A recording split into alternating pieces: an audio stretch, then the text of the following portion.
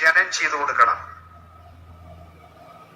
അവരുടെ മക്കളെ വിദ്യാഭ്യാസം ചെയ്യിക്കാൻ നിങ്ങളുടെ മക്കളെ വിദ്യാഭ്യാസം ചെയ്യിക്കുന്നത് പോലെ സഭയ്ക്കൊരു സഹായം ചെയ്തു കൊടുക്കണം. ഒരു ശുശ്രൂഷകന് രോഗം വന്നാൽ അതിന്റെ ചികിത്സയ്ക്ക് സഭ സഹായം ചെയ്യണം. ഒന്നേ നിങ്ങൾ പ്രാർത്ഥിച്ചു സുഖമാക്കണം, അല്ലെ നിങ്ങളെ ചികിത്സയ്ക്ക് പൈസ. ശാസ്ത്രക്കാഴ്ചയുടെ പേരും പറഞ്ഞിട്ട് ജനങ്ങൾ എന്താണ് ഇതുപോലെ ഒരുപാട് അനാവശ്യമായിട്ടുള്ള പൈസ കൊണ്ട് പള്ളി കൊടുക്കുന്നത്? അതിന്റെ ഒന്നും ആവശ്യമില്ല. നിങ്ങൾക്ക് എന്താ ചിന്തിക്കാനുള്ള വിവേകമൊന്നുമില്ലേ? ഒരു കോപ്പം വരാമുള്ള ശാസ്ത്രക്കാഴ്ച പൈസ ഇട്ടില്ലാന്ന് കരുതിയിട്ട്.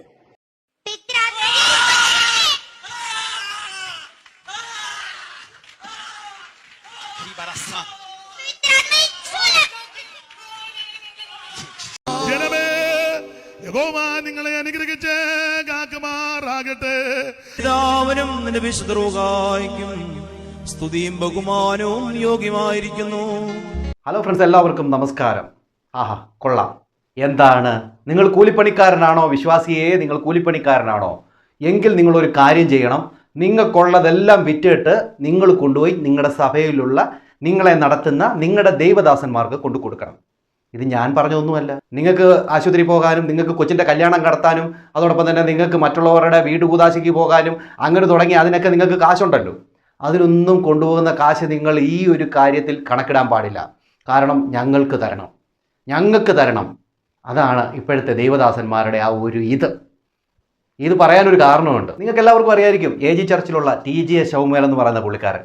ഈ പുള്ളിക്കാരൻ കഴിഞ്ഞിടയിൽ ഒരു പ്രസംഗം നടത്തി. പ്രസംഗം എന്ന് പറഞ്ഞു കഴിഞ്ഞാൽ ഉണ്ടല്ലോ, ആൾക്കാരെ കുളിര് കോരിക്കുന്ന രീതിയിലുള്ള ഒരു പ്രസംഗമായിരുന്നു. വചനമൊക്കെ എടുത്തിട്ട് അടിപൊളിയായിട്ട് അങ്ങ് കാച്ചി. പക്ഷെങ്കിൽ എന്ത് ചെയ്യാനാ, പറയാനുള്ള കാര്യങ്ങൾ പുള്ളിക്കാരൻ അങ്ങ് പറഞ്ഞു. ഈ സത്യങ്ങൾ എത്ര മറച്ചു വെച്ചാലും പുറത്തു വരുമെന്ന്. അത് തന്നെയാണ് ഇവിടെ സംഭവിച്ചത്. പുള്ളിക്കാരൻ മറച്ചു വെച്ച സത്യങ്ങൾ പുള്ളിയുടെ വായിൽ നിന്ന് തന്നെ പുറത്തു വന്നു. എന്തായാലും പുള്ളി പറഞ്ഞ കാര്യങ്ങൾ ആദ്യം ഒന്ന് ഞാൻ പറയാം. അത് കഴിഞ്ഞിട്ട് കുറച്ച് കൂടുതൽ എനിക്ക് പറയാനുണ്ട്. ഓക്കെ, ആത്മീയ ശുശ്രൂഷ ഫ്രീ അല്ല എന്ന് സകല ജനം അറിയണം. ഒരു ഡോക്ടറെ കാണാൻ പോയാൽ പൈസ കൊടുക്കണ്ടേ? ഏതെങ്കിലും ഒരു കാര്യത്തിന് ആരെങ്കിലും പൈസ കൊടുക്കാത്തവരും ചെയ്തു തരുമോ? ഇല്ലല്ലോ. ഒരു ഫോം പൂരിപ്പിക്കാൻ ആരെങ്കിലും പൈസ കൊടുത്തല്ലേ പറ്റുള്ളൂ. എന്താണ് ഭൂമിയിൽ ഫ്രീ ആയിട്ടുള്ളത്? ഒരു പൈസ ഫ്രീ അല്ല. ഡോക്ടർക്ക് അനുസരിച്ച് അതാത് ഉദ്യോഗസ്ഥനനുസരിച്ച് ശമ്പളം കൂടുതലും കുറവുണ്ട്. ആത്മീയ ശുശ്രൂഷ ഫ്രീ ആണെന്നോ? മനുഷ്യന്റെ ആത്മാവിന് ശുശ്രൂഷ ചെയ്ത് സ്വർഗത്തിൽ കൊണ്ടുപോകണ്ടേ? അതിനവൻ ആത്മാവിന് വേണ്ടി ജാഗരിക്കണ്ടേ? അത് ഫ്രീ ആണോ? സ്വകാര്യം വരുന്നു, അതിനുവേണ്ടി പ്രാർത്ഥിക്കാൻ പോയി ഇരിക്കണ്ടേ? ചില കേസുകൾ ബുദ്ധിമുട്ടുള്ള കേസുകളുണ്ട്, പൊരുതി പ്രാർത്ഥിക്കേണ്ട കേസുകളുണ്ട്. ചിലത് പൂർവശക്തികളുമായിട്ട് മല്ലടിച്ച് വേണം ചിലരെ വിടുവിക്കാൻ.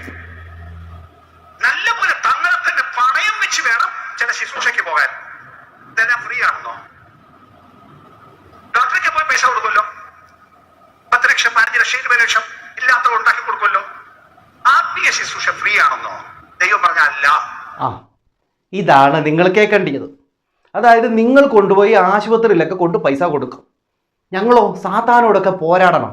നിങ്ങൾക്ക് വേണ്ടി ഞങ്ങൾ പ്രാർത്ഥിക്കുമ്പോൾ നിങ്ങൾ എന്ത് ചെയ്യണം? ഞങ്ങൾക്ക് പൈസ തരണം.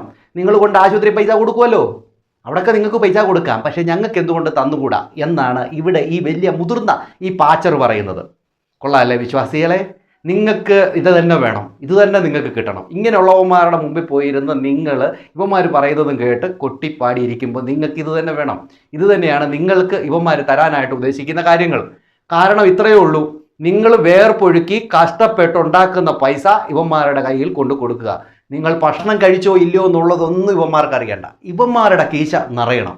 ഇവന്മാരെന്താണ് പറയുന്നത് നിങ്ങളോട് പറയുന്നത് ഇത്രയേ ഉള്ളൂ, ഞങ്ങൾ പ്രാർത്ഥിക്കും, അല്ലെങ്കിൽ നിങ്ങൾ പ്രാർത്ഥിച്ചോ, നിങ്ങൾ ഈ ഒരു സഭായോഗത്തിൽ വന്നിട്ട് നിങ്ങൾ പ്രാർത്ഥിച്ചോളിൻ, നിങ്ങൾ നല്ലപോലെ അങ്ങ് പ്രാർത്ഥിക്കുക, അപ്പം നിങ്ങൾക്ക് ദൈവം തരും. പക്ഷെങ്കിൽ നിങ്ങൾക്ക് ദൈവം തന്നോളും, നിങ്ങൾക്കെല്ലാം ഈ പ്രാർത്ഥനയിലൂടെ മാത്രമേ കിട്ടൂ. പക്ഷേ ഞങ്ങൾക്കുള്ളത് ഞങ്ങളുടെ കയ്യിൽ തന്നേക്കണം, എന്നാൽ മാത്രമേ ഞങ്ങളുടെ ജീവിതം നടക്കത്തുള്ളൂ എന്ന് പറയുന്നവന്മാരല്ലേ ഇവന്മാർ. കാരണം നിങ്ങളെ മുതലെടുക്കുകയാണ് സത്യത്തിൽ. അവന്മാർക്ക് എന്നാൽ പ്രാർത്ഥിച്ചുകൊണ്ട് ഇതൊക്കെ നേടിക്കൂടെ? അതില്ല, അത് ചെയ്യത്തില്ല. അതിന് പകരം നിങ്ങളെ മുതലെടുക്കും. അത്രയല്ലേ ഉള്ളൂ. പറയട്ടെ ബാക്കി. ആര് കൊടുക്കണം? എക്സിക്യൂട്ടീവ് കമ്മിറ്റി അല്ല കൊടുക്കേണ്ടത്. ഏത് സഭയിൽ ശുശ്രൂഷ ചെയ്തിട്ടുണ്ടോ അത്രയും സഭയാണ് ആ ശുശ്രൂഷ ഉണ്ടാക്കി കൊടുക്കേണ്ടത്. അപ്പോൾ അതിന് സഹായം ജനം ചെയ്തു കൊടുക്കണം. അവരുടെ മക്കളെ വിദ്യാഭ്യാസം ചെയ്യിക്കാൻ നിങ്ങളുടെ മക്കളെ വിദ്യാഭ്യാസം ചെയ്യിക്കുന്നത് പോലെ സഭയ്ക്കൊരു സഹായം ചെയ്തു കൊടുക്കണം. ഒരു ശുശ്രൂഷകന് രോഗം വന്നാൽ അതിന്റെ ചികിത്സയ്ക്ക് സഭ സഹായം ചെയ്യണം. അസുഖമാക്കണം. ഇവരെ നിങ്ങളതിന് ചികിത്സയ്ക്ക് പൈസ. അപ്പോൾ ഈ പറയുന്ന പാച്ചർ പറയുന്ന പ്രകാരമേ പുള്ളിക്കാരൻ ആശുപത്രിയിലെ ചിലവ് നിങ്ങൾ കൊടുക്കണം, വീട് പണിയുടെ കാശ് കൊടുക്കണം, അതോടൊപ്പം തന്നെ പുള്ളിക്കാരൻ്റെ കൊച്ചിനെ സ്കൂളിൽ വിടണമെങ്കിൽ കാശ് നിങ്ങൾ കൊടുക്കണം, എല്ലാത്തിനും നിങ്ങൾ കൊടുക്കണം. മനസ്സിലായോ? നല്ലൊരു പാച്ചറാണ്. എടാ ഇതിനെക്കാട്ടിലും നല്ലത് പോയി പാത്രം എടുത്തോട്ട് പിച്ച തെണ്ടിക്കൂടെ ഇടൂ. എന്താണ്? അല്ലെങ്കിൽ പോയി ബാങ്ക് വല്ലതും കൊള്ളയടിക്കുക. ഇതാണ് നല്ലത്. എന്തിനാണ് പാവപ്പിടിച്ച വിശ്വാസികളെ വേറൊന്ന് പറഞ്ഞ് പറ്റിച്ചിട്ട് അവരെയെല്ലാം നിങ്ങളിലേക്ക് അടുപ്പിച്ചുകൊണ്ട് പിന്നെ പിടുങ്ങാൻ നിൽക്കുന്നത്? നിങ്ങൾക്കൊന്നും വേറെ പണിയില്ലേ? നിങ്ങളുടെ പണി സത്യത്തിൽ ഇതാണ്. പറയുന്ന വിശ്വാസികളെ വേറൊരു രീതിയിൽ ദൈവത്തിൻ്റെ വചനവും പറഞ്ഞു കൊടുക്കുന്നു എന്നുള്ള വ്യാജേന അവരെ അതിലേക്ക് കൊണ്ടുവരികയും അവരുടെ കയ്യിൽ നിന്ന് പിടുങ്ങി അവരെ ലാസ്റ്റിൽ ചപ്പും ചവറും ആക്കിയിട്ട് അവരെ ഒരു വഴിക്ക് മൂല കുത്തിയിരുത്തിയിട്ട് പുതിയ ആൾക്കാരെ അങ്ങോട്ട് കൊണ്ടുവരും. അവരുടെ കയ്യിൽ നിന്ന് പിരിച്ചു കഴിഞ്ഞിട്ട് നിങ്ങൾ സുഖലോലുപതയായിട്ട് അങ്ങ് ജീവിക്കും. ഇവന്മാരാരെങ്കിലും പട്ടിണി കിടക്കുന്ന കണ്ടിട്ടുണ്ടോ? പോട്ട് നിങ്ങളുടെ സഭയിലുള്ള ആർക്കെങ്കിലും ഒന്ന് വയ്യാണ്ടായി കഴിഞ്ഞാൽ ഇവനൊക്കെ 5 പൈസ തരുമോ? ഒന്നുമില്ലല്ലോ. ഇവനൊക്കെ നമ്മൾ കൊണ്ടങ്ങോട്ട് കൊടുക്കണം, നിരത്തി പിടിച്ചങ്ങോട്ട് കൊടുക്കണം. സ്വോത്ര കാഴ്ച പിടുങ്ങാൻ വേണ്ടി ഇരിക്കുക. അതുമല്ല മറ്റുള്ളവരുടെ കയ്യിൽ നിന്ന് എത്രമാത്രം കിട്ടിയെന്ന് പറഞ്ഞാലും ഒരു കൂസലുമില്ല. അങ്ങനത്തെ അവസ്ഥയാണ് ഇവന്മാരുടെയൊക്കെ. ചിലരൊക്കെ വന്ന് കമൻ്റ് ഇട്ടിട്ടുണ്ട്, ഈ പറയുന്ന പുള്ളിക്കാരനെയൊക്കെ മുമ്പ് നല്ലൊരു വ്യക്തിയായിരുന്നു, നല്ലൊരു ദേവദാസനാണെന്നൊക്കെ കണ്ടിരുന്നവർ ഇപ്പോൾ പറയുകയാണ്, പുച്ഛിച്ച് തള്ളുകയാണ്.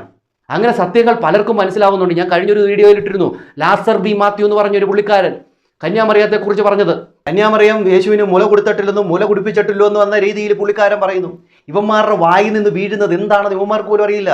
ഇവന്മാർ സത്യവചനങ്ങളെ പറഞ്ഞു കൊടുത്ത് വിശ്വാസികളെ ബലപ്പെടുത്തേണ്ടിയ ഈ അവസാന കാലഘട്ടത്തിൽ ഇവന്മാരെ എന്നാ മണ്ണാങ്കട്ടയെ ഉണ്ടാക്കി വെക്കുന്നത്? എന്താ ഇവരുടെ വായിൽ നിന്ന് വരുന്നത്? എന്തെങ്കിലും ബോധമുണ്ടോ വിശ്വാസികളെ? കണ്ണു തുറക്ക്, മൊണ്ണ വിശ്വാസികളെ കണ്ണു തുറക്ക്. ഇവന്മാരുടെ അടുത്തൊക്കെ പോയി നിങ്ങളുടെ കൈ കിടക്കുന്നതും കാലിൽ കിടക്കുന്നതും നിങ്ങളുടെ സ്വത്തും വകകളും കൊണ്ടു കൊടുത്ത് നിങ്ങൾ പാപ്പരാകുക അല്ലാതെ നിങ്ങൾക്കൊന്നും കിട്ടാനായിട്ട് പോകുന്നില്ല. നിങ്ങൾക്ക് കിട്ടണമെങ്കിൽ ബൈബിൾ നിങ്ങളുടെ കയ്യിലുണ്ട്, തുറന്നു വെച്ച് വായിച്ച് ദൈവത്തോടുള്ള ആത്മബന്ധം ഉണ്ടാക്കാൻ നോക്ക്. അല്ലാതെ ഇവന്മാരുടെ അടുത്ത് പോയിട്ട് നിങ്ങൾക്കൊന്നും നേടാനില്ല, നിങ്ങൾക്ക് നഷ്ടങ്ങൾ മാത്രമേ ഉള്ളൂ. കർത്താവ് എന്താണ് പറഞ്ഞത്? സൗജന്യമായി കിട്ടി, അത് നിങ്ങൾ സൗജന്യമായിട്ട് കൊടുക്കൂ എന്ന് പറഞ്ഞപ്പോൾ ഇവന്മാരെന്ത് ചെയ്യുന്നതെന്നറിയാമോ? ഇവന്മാരൊരു പ്രാർത്ഥന നടത്തണമെങ്കിൽ 5000 രൂപ പിരിക്കും, ഒരു കൺവെൻഷൻ നടത്തണമെങ്കിൽ 25,000 രൂപ വെച്ച് പിരിക്കും. എടാ പൊട്ടന്മാരെ, ദൈവം പറഞ്ഞത് എന്താണ്? അതിന് എത്ര വിപരീതമായിട്ടാണ് ഇവന്മാർ കാട്ടിക്കൂട്ടുന്നത്. പാവം പിടിച്ച വിശ്വാസികളെ പറ്റിച്ചുകൊണ്ട് ഇവന്മാരുണ്ടാക്കുകയല്ലേ അത്? ദൈവം പറഞ്ഞ വചനത്തിന് വിപരീതമായിട്ട് എന്തു പറയുന്നു? അതെല്ലാം പിശാചിൽ നിന്ന് വരുന്നതാണ്. ഇതും മനസ്സിലാക്കാത്ത വിശ്വാസികളെ നിങ്ങൾക്ക് എന്ന് നിങ്ങളുടെ തല തുറക്കും? എത്ര വട്ടം ഞാൻ ഈ ഒരു വീഡിയോയിലൂടെ കുറേ ദിവസം കൊണ്ട് പറയുന്നു ഇവന്മാരുടെ ഈ കള്ളക്കളികൾ, ഇവന്മാർ നിങ്ങളെ ചതിക്കുന്ന കാര്യങ്ങൾ എല്ലാം മനസ്സിലാവുന്നുണ്ടോ? ചിലർക്കൊക്കെ മനസ്സിലാവുന്നുണ്ട്, ചിലർക്കൊക്കെ അതുപോലത്തെ കമൻറ്റുകൾ ഇടുന്നുണ്ട്, പലർക്കും മനസ്സിലാവുന്നുണ്ട് ഇവന്മാരുടെ ഈ ഇത് വിശ്വാസികളെ പറ്റിച്ച് തിന്നുന്നത്. നല്ല ശമരിയാക്കാരൻ്റെ കാര്യങ്ങളൊക്കെ മറച്ചു വെച്ചിട്ട് ഞാൻ ചെയ്യുന്ന ജോലിക്ക് എനിക്ക് കാശ് തരുമെന്ന് ആഹ്വാനം ചെയ്യുന്ന ഇവനൊക്കെ പോയി വല്ല പിച്ച എടുക്കണം, പിച്ച തെണ്ടി ജീവിക്കണം. ഇതാണ് വേണ്ടത്. എന്തുമായാലും ഇവന്മാർ ഈ സ്വോത്രകാഴ്ചയും ഇതുമൊക്കെ എടുക്കുന്നതിനെതിരെ ഒരു പെങ്കൊച്ച് വന്നിട്ട് ധൈര്യത്തോട് കാര്യങ്ങൾ പറഞ്ഞിട്ടുണ്ട്. ഇത് ഇവിടെ പോലല്ല, ഇത് ഇവന്മാരെ ജനങ്ങളെ പിടുങ്ങി തിന്നുന്നതിന് എതിരെ ഓരോരുത്തർ എഴുന്നേറ്റ് കാര്യങ്ങൾ പറയുന്നുണ്ട്. എന്തായാലും ആ പെൺകുട്ടി പറയുന്ന കാര്യങ്ങൾ നിങ്ങളൊന്ന് കേട്ടു നോക്കൂ. സ്വസ്ത്രക്കാഴ്ചയുടെ പേരും പറഞ്ഞുകൊണ്ട് ജനങ്ങൾ എന്താണ് ഇതുപോലെ ഒരുപാട് അനാവശ്യമായിട്ടുള്ള പൈസ കൊണ്ട് പള്ളി കൊടുക്കുന്നത്? അതിന്റെ ഒന്നും ആവശ്യമില്ല. നിങ്ങൾക്കെന്താ ചിന്തിക്കാനുള്ള വിവേകമൊന്നുമില്ലേ? ഒരു കോപ്പം വരാമുള്ള സ്വസ്ത്രക്കാഴ്ച പൈസ ഇട്ടില്ലാന്ന് കരുതിയിട്ട് ദൈവത്തിന് ആവശ്യം നിങ്ങളുടെ ഹൃദയമാണ്. അത് വെച്ച് നിങ്ങൾ അങ്ങനെ കൊടുക്കണമെന്നുണ്ടെങ്കിൽ ഒരുപാട് പാവപ്പെട്ട ആളുകളുണ്ട്, ഒരു നേരത്തെ ഭക്ഷണം ഇല്ലാണ്ട് ഇരിക്കുന്നവർ, വഴിയോർത്തിരിക്കുന്ന കുറെ പേരുണ്ട് ഇല്ലേ, കൈയും കാലില്ലാത്തൊരു കുറെ പേര്, കുഞ്ഞുങ്ങളായിട്ട് ഇരിക്കുന്നവർ, അങ്ങനെ ജീവിക്കുന്നവരുണ്ട്. അവർക്കൊക്കെ ഒരു ഗ്ലാസ് ചായ മേടിച്ചു കുടിക്കുക, ഒരു നേരത്തെ ഫുഡ് കൊടുക്കുകയും ചെയ്യും. 500 രൂപയ്ക്കാണ് അവർക്ക് സ്വസ്ത്രക്കാഴ്ചയ്ക്ക് വേണ്ടിയിട്ട് ഇടുന്നത്. നിങ്ങൾ തലയ്ക്കുന്ന മെന്റൽ ഉണ്ടോ നിങ്ങൾക്ക്? അങ്ങനെ ആവശ്യമുള്ളവര് പള്ളിക്ക് എത്ര കൊടുത്തിട്ട് പണിയെടുത്ത് ജീവിക്കും. നിങ്ങൾ അച്ഛന്മാർ എന്തിനിരിക്കുകയാണ്? നിങ്ങൾ പണിയെടുത്ത് ജീവിക്കും, അല്ലെങ്കിൽ നാട്ടുകാരെ പോയിട്ടല്ല പൈസ ഉണ്ടാക്കേണ്ടത്.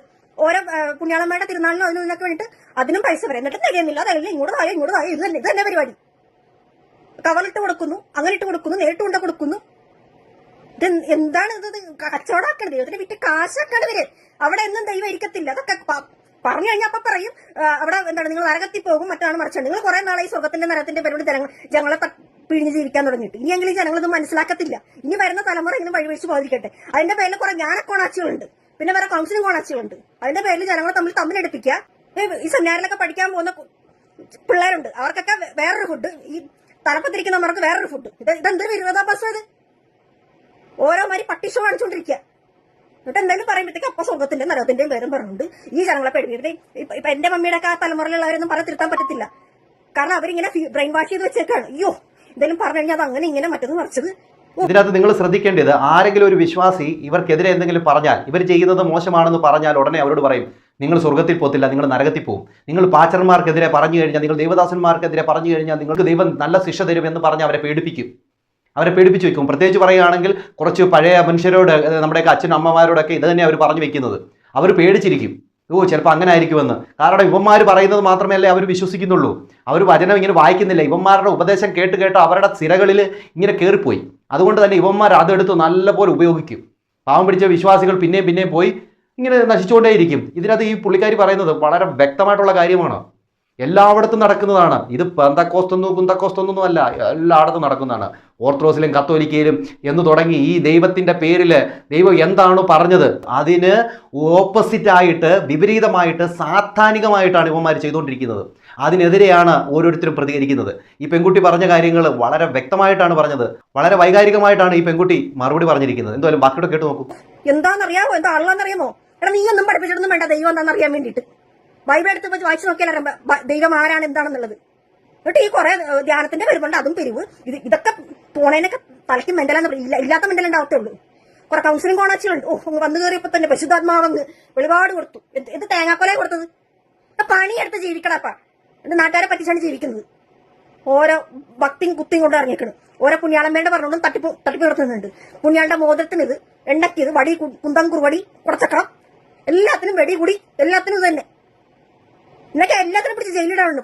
പനിപ്പരുന്നാന്റെ പേര് പറഞ്ഞുകൊണ്ട് നടത്തണ്ടെന്നൊന്നും ആരും പറയുന്നില്ല, നടത്തണം. പക്ഷെ അതിന്റെയൊക്കെ പേരിൽ എന്തോ ഇലക്ട്രിസിറ്റി ഇപ്പൊ അഴക്കി കളയുന്നത് ഗവൺമെന്റിന്റെ. കൂത്തുമറിൽ, തലകുത്തിമറിൽ, വെടിക്കെട്ട്, എന്താണ് കോട്ടൻ ചക്ക, ഏതാണ്ട് തേങ്ങാക്കൊല, ഇതിന്റെയൊക്കെ പേരിൽ ഗവൺമെന്റിന്റെ ഇലക്ട്രിസിറ്റി പഴക്കിക്കൊണ്ടിരിക്കുകയാണ്. എന്നിട്ട് അതിനും ആളുകളുണ്ട് തുള്ളാനിട്ട്. ഇല്ലാന്നുണ്ടെങ്കിൽ അയ്യോ അച്ഛന്മാരെന്താണെന്നറിയാവോ? ഇങ്ങനെയുള്ള സ്ഥലത്തൊന്നും എന്താ പറയുക, ദൈവം ഇരിക്കത്തൊന്നുമില്ല. ദൈവത്തിന് അറിയണമെങ്കിൽ നമ്മൾ ബൈബിൾ എടുത്ത് വായിച്ചു നോക്കുക. ആ വചനം ധ്യാനിച്ച് ദൈവം പറഞ്ഞിരിക്കുന്ന പോലെ തന്നെ ചെയ്യുക. ഇത് യേശുക്രിസ്തുവിനെ വിറ്റ് ജീവിക്കുകയാണ്, മാതാവിനെ വിറ്റ് ജീവിക്കുകയാണ്, പുണ്യാളമ്പരെ പേരിൽ ചൂഷണം നടത്തിക്കൊണ്ടിരിക്കുകയാണ്. എനിക്കറിയത്തില്ല, ഇങ്ങനെ ഓരോ മണ്ടത്തരങ്ങൾ കാണിച്ചുകൊണ്ടിരിക്കുക. ഇങ്ങനെയുള്ള തീറ്റിപ്പറ്റുന്ന കുറെ എണ്ണങ്ങളുണ്ട്. ഇവിടെയുണ്ട്, കാനഡയിലുണ്ട് കുറെ എണ്ണങ്ങൾ.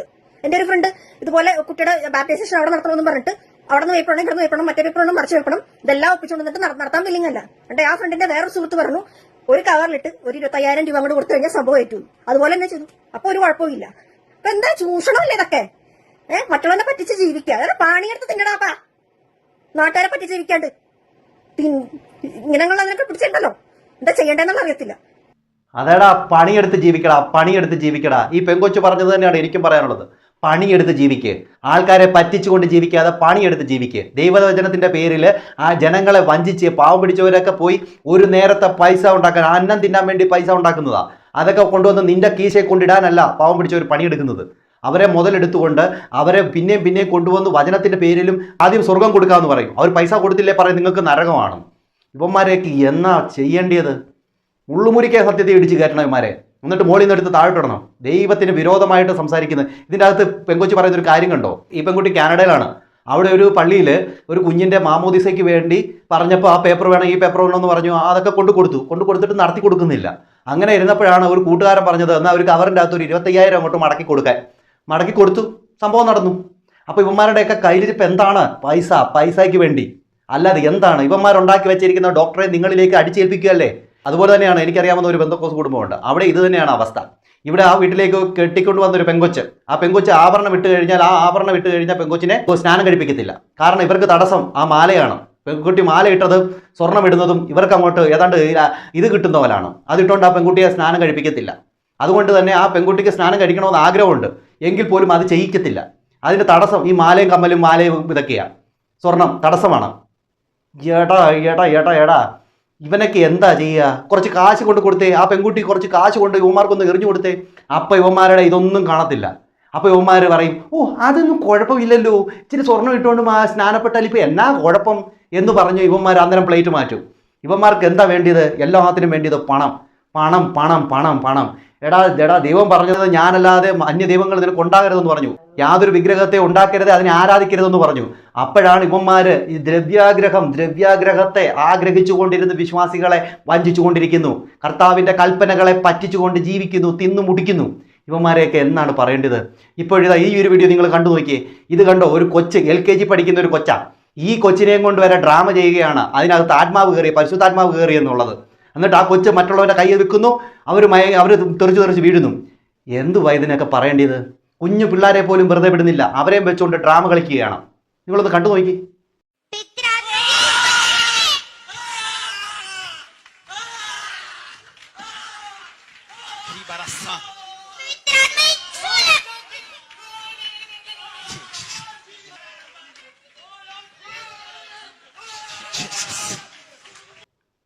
കണ്ടോ നിങ്ങൾ? പിഞ്ചു കുഞ്ഞുങ്ങളെ പോലും വിടുന്നില്ല. ഇവന്മാർക്ക് വേണ്ടി പൈസ ഉണ്ടാക്കാൻ കൊച്ചു കുഞ്ഞുങ്ങളെയും വെച്ച് വരെ ഡ്രാമ കളിക്കുക. കൈ തൊടുന്നു, അന്നേരം തന്നെ വീഴുന്നു. ആ വിശ്വാസികളുടെ മുമ്പിലാണ് ഇതൊക്കെ ചെയ്യുന്നത്. വിശ്വാസികൾക്ക് പൊട്ടന്മാരാണോ നിങ്ങൾ? നിങ്ങൾ പൊട്ടന്മാരാണോ? നിങ്ങൾ കണ്ണ് തുറക്കാറിയില്ലേ?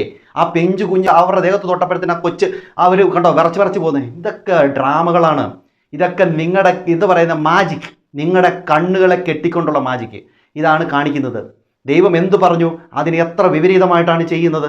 ചാട്ടവാറെടുത്ത ദൈവം ഇനി ഇവന്മാർക്ക് നേരെ എന്തൊക്കെ എടുക്കാനിരിക്കുന്നത്? ഇവന്മാർക്ക് കിട്ടാൻ പോകുന്ന ശിക്ഷ എന്താണ്? ഇപ്പം ഇതാ നിങ്ങളുടെയൊക്കെ പ്രിയങ്കരനായിട്ട് അനീഷ് കാവാലം എന്താണ് ചെയ്യുന്നത്?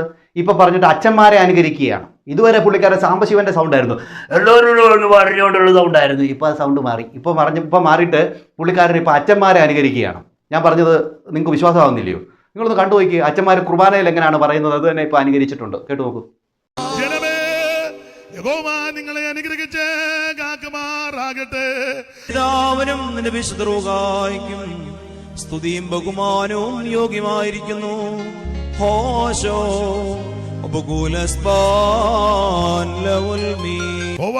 തിരുമുഖം നിങ്ങളുടെ മേൽ ഉയർത്തി നിങ്ങൾക്ക് സമാധാനം നൽകുമാറാകട്ടെ. എങ്ങനെയുണ്ട്? കൊള്ളാവോ? ഇഷ്ടപ്പെട്ടോ? ഇനി സെന്റ് ഫ്രാൻസിസ് അനീഷ് കാവാലം എന്നൊക്കെ പേരിടേണ്ടി വരും പുള്ളിക്ക്. എങ്ങനെയുണ്ട്? വിശ്വാസികളെ കയ്യിലെടുക്കാൻ വേണ്ടി ഓരോരോ നാടകം കൊണ്ടിറങ്ങുകയാണ്. ഇപ്പോൾ അവിടുന്ന് ആൾക്കാരെ ഇനി വലിച്ചിട്ട് കിട്ടാഞ്ഞിരുന്നപ്പോഴത്തേനും ഇനി ഇവിടെ ഉള്ളവരെ അങ്ങോട്ട് വിടാതിരിക്കാൻ വേണ്ടി ഡ്രാമ കളിക്കുവാണോ എന്തോന്ന് അറിയത്തില്ല. എൻ്റെ പൊന്നു വിശ്വാസികളെ, നിങ്ങൾ ദൈവവചനം കൃത്യമായിട്ടും വീട്ടിലിരുന്നു കൊണ്ട് വായിച്ച് ദൈവത്തോട് പറ്റിച്ചേരാൻ നോക്ക്. ഇവന്മാരുടെയൊക്കെ മുമ്പിൽ പോയി വീണ് കഴിഞ്ഞാൽ നിങ്ങൾക്കുള്ളത് പോകുക അല്ലാതെ നിങ്ങൾക്ക് ദൈവരാജ്യം ഒന്നും കിട്ടാനായിട്ട് പോകുന്നില്ല. ദൈവവചനത്തിൽ എന്താണ് പറഞ്ഞത് അതിൽ പലതും ട്രാൻസ്ലേറ്റ് മിസ്റ്റേക്കുണ്ട്. അതൊക്കെ നിങ്ങൾ കൃത്യമായിട്ട് അത് എന്താണെന്നുള്ളതൊക്കെ ബോധത്തോടു കൂടി മനസ്സിലാക്കിക്കൊണ്ട് ജീവിക്കാൻ നോക്ക്. ഇല്ല എങ്കിൽ ഇവന്മാരുടെയൊക്കെ വിശ്വസിച്ചുകൊണ്ട് പോയി കഴിഞ്ഞാൽ നിങ്ങൾക്ക് സത്യം പറഞ്ഞാൽ വചനം എന്താണെന്ന് പോലും നിങ്ങൾക്ക് മനസ്സിലാകാതെ വരും. അങ്ങനെയാണ് കാര്യങ്ങൾ പോയിക്കൊണ്ടിരിക്കുന്നത്. അവസാന കാലഘട്ടത്തിലേക്ക് അടുക്കാറായി. ഇനിയേലും സത്യങ്ങൾ മനസ്സിലാക്കിക്കൊണ്ട് അതിനെ ബലപ്പെട്ടുകൊണ്ട് വചനത്തിൽ എന്താണ് എഴുതിയിരിക്കുന്നതെന്ന് മനസ്സിലാക്കിക്കൊണ്ട് മുമ്പോട്ട് പോവുക. അതൊക്കെയാണ് നിങ്ങൾ ഇനി ചെയ്യേണ്ടത്. അല്ലാതെ ഇവന്മാരുടെയൊക്കെ കീഴിൽ പോയാൽ നിങ്ങളെ കൊണ്ടുപോയി ഇരട്ടി നരകത്തിൽ കൊണ്ട് തള്ളുമെന്നുള്ള കാര്യത്തിൽ ഒരു സംശയവുമില്ല. ഇതുകൊണ്ടൊന്നും തീർന്നില്ല. ഇതിനൊക്കെ എത്ര എണ്ണം കിടക്കുന്നു. ഇതൊന്നുമല്ല, പാവം വിശ്വാസികളെ വഞ്ചിച്ചുകൊണ്ട് കാശ് വാങ്ങി പിടുങ്ങുന്നവന്മാർ. എന്താണ് പ്രേക്ഷകരെ നിങ്ങൾക്ക് തോന്നുന്നത്? നിങ്ങളുടെ അഭിപ്രായ നിർദ്ദേശങ്ങൾ കമൻറ്റ് ചെയ്യുക. അടുത്തൊരു വീഡിയോ കാണുന്നതായിരിക്കും. എല്ലാവർക്കും ബൈ.